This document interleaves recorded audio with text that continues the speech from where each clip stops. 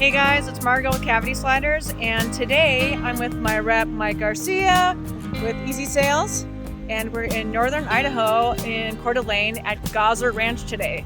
We are meeting with Max Martin. He is with Edward Smith Construction, and he's going to take us to a couple job sites, and so stay tuned. Originally established in 1917, Gozzer Ranch spans 700 acres of undisturbed beauty of the Great Northwest. Max Martin, Edward Smith Construction's Finnish Carpentry Superintendent, showed Mike and I around the property to check out the installation of these tracks and let us know why he chose to use cavity sliders in his projects.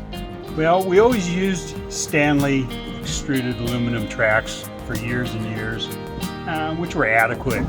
But when cavity sliders came along, I saw the quality difference, twice as thick the tracks, the ball bearings and the rollers are just phenomenal. So it was an easy switch over to cavity sliders. The CS CaviTrack is a high-quality, smooth-running track that is also extremely versatile. For custom home builders like Max Martin, the CaviTrack perfectly complements even the most custom build.